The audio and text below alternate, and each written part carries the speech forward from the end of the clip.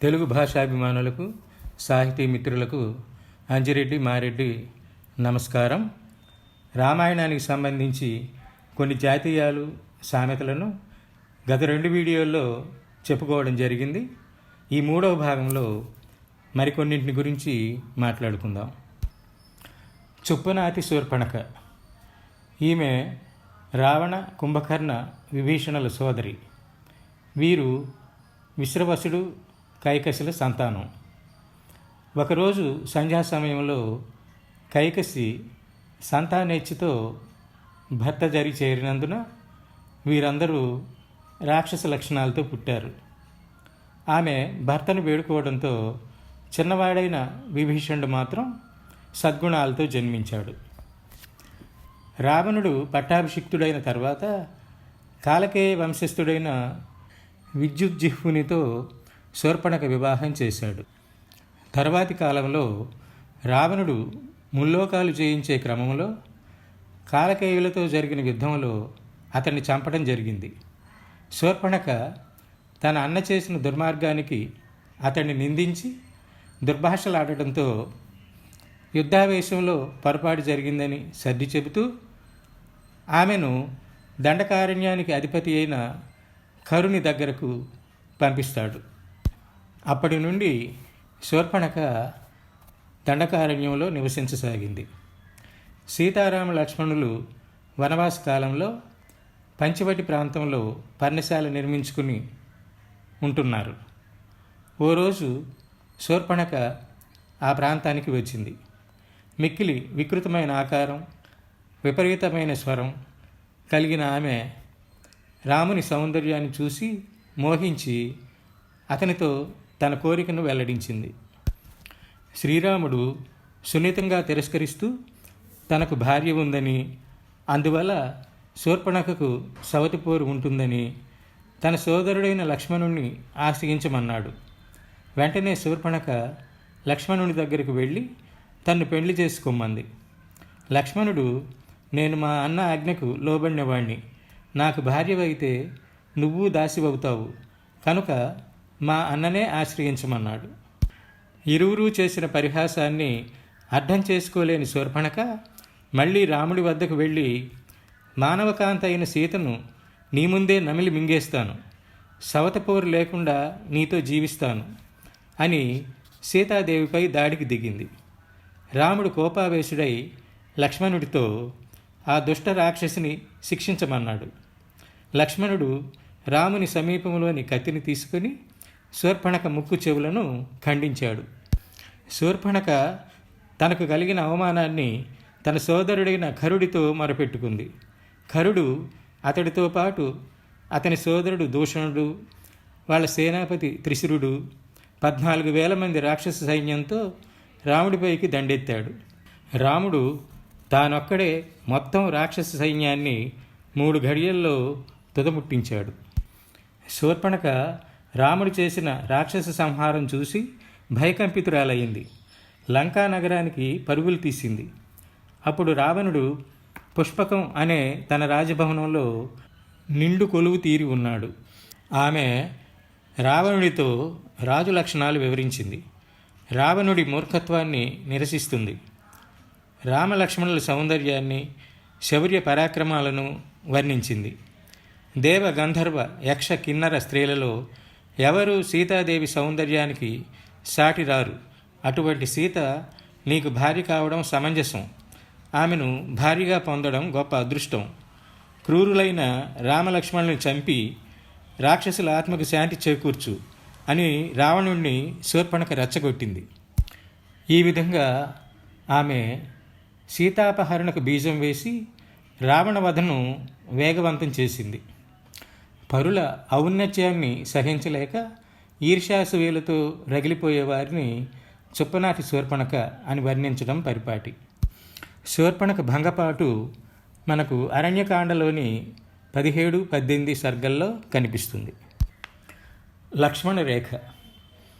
సీతాపహరణం కోసం రావణుని ఆజ్ఞ మేరకు మారీచుడు బంగారులేడి రూపం దాల్చి పర్ణశాల సమీపంలో తిరుగాడసాగాడు. ఆ లేడీ తనకు కావాలని దానిని తీసుకురావలసిందిగా రాముని కోరింది సీత.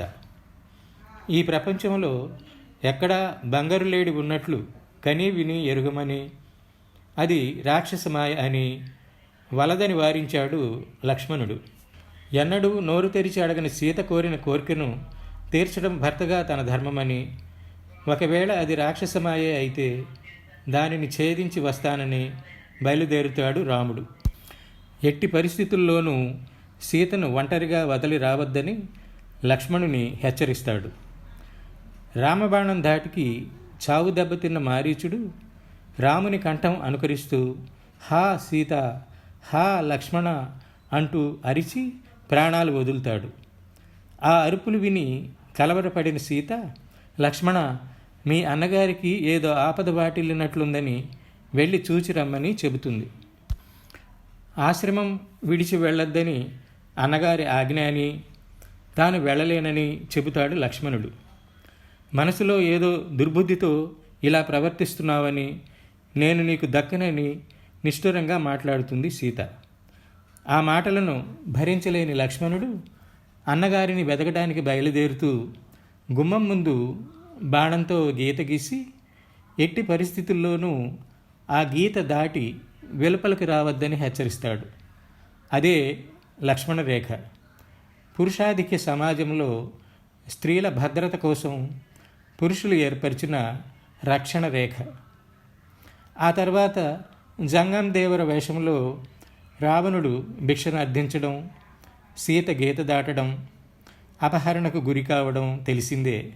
పురుషాధిక్య సమాజంలో స్త్రీలు తమ పరిధులను అతిక్రమించనంత వరకే సురక్షితంగా ఉండగలరని, గీత దాటిన సీత లాంటి వారికి ఆపదలు తప్పవని లక్ష్మణరేఖ హెచ్చరిస్తుంది.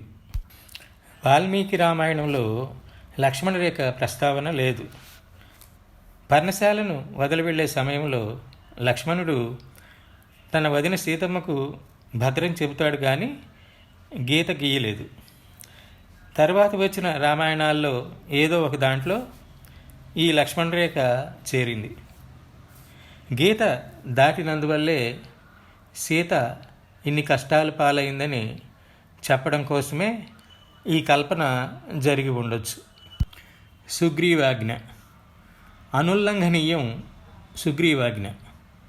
ఖచ్చితంగా నిర్వర్తించి తీరవలసినది సుగ్రీవాజ్ఞ. స్వాతంత్రోద్యమ కాలంలో గాంధీజీ వెలువరించిన డూ ఆర్ డై అంటే నిర్వర్తించు లేక మరణించు అనే నినాదంతో దీన్ని పోల్చవచ్చు. సుగ్రీవుడు వాలి సోదరుడు. ఒకానొక అపార్థం కారణంగా వాలి సుగ్రీవుని తన రాజ్యం నుండి వెడలగొడతాడు. అప్పటి నుండి సుగ్రీవుడు హనుమంతుడు మరికొందరు వానర వీరులతో ఋష్యముఖ పర్వతం మీద నివాసం ఏర్పరచుకొని కాలం గడుపుతుంటారు. సీతను వెతుకుతూ రామలక్ష్మణులు ఆ ప్రాంతానికి వస్తారు.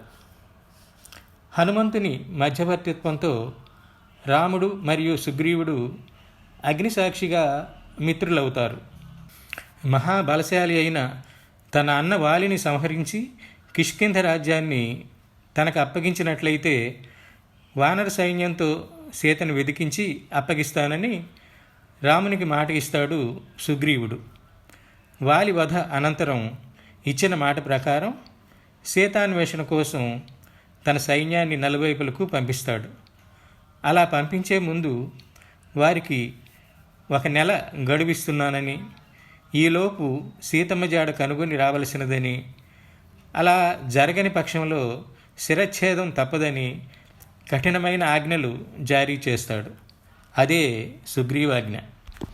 ఈ అంశం గురించి ఒక ఆసక్తికరమైన విషయం ప్రస్తావించుకుందాం. మన రాష్ట్రంలోని ప్రకాశం జిల్లా నాగుల్పులపాడు మండలంలో చదలవాడ అనే ఒక గ్రామం ఉంది. ఇక్కడి నుండే వానర సైన్యం సీతాన్వేషణ కోసం నలుదిక్కులకు వెళ్ళిందని ఈ ప్రాంతం వారు చెప్పుకుంటారు. రామాయణ కాలంలో ఈ గ్రామం పేరు చతుర్వాటిక అని, అదే కాలక్రమంలో చదలవాడగా మారిందని అంటారు. చతుర్వాటిక అంటే 4 మార్గాల కూడలి గల ప్రాంతం. ఇక్కడ రాముల వారి గుడి ఉంది. ఆయన్ను శ్రీ రఘునాయక స్వామిగా పిలుస్తారు. విశేషం ఏమంటే భారతదేశమంతా చైత్రశుద్ధ నవమి నాడు సీతారామ కళ్యాణం చేసుకుంటుండగా ఇక్కడ మాత్రం పౌర్ణమి రోజున జరిపిస్తారు. అంతేకాదు, తలంబ్రాలు పోసే సమయానికి ఆకాశంలో ఓ గ్రద్ద వచ్చి ఆలయ గోపురం మీద 3 చుట్లు తిరిగి వెళుతుంది. ఆ తర్వాతనే తలంబ్రాల కార్యక్రమం ఉంటుంది. ఆ గ్రద్దనే గరుత్మంతుడిగా నమ్ముతారు ఇక్కడి జనం. భద్రాచలం నుండి వచ్చిన తలంబ్రాలనే ఇక్కడ కళ్యాణంలో ఉపయోగించటం మరో విశేషం. మరికొన్ని జాతీయాలు సామెతలతో మరో భాగంలో కలుసుకుందాం. ఈ వీడియోలు మీకు నచ్చినట్లయితే లైక్ చేయండి, షేర్ చేయండి, సబ్స్క్రైబ్ చేయండి. ఉండనా మరి, మీ అంజిరెడ్డి మారెడ్డి.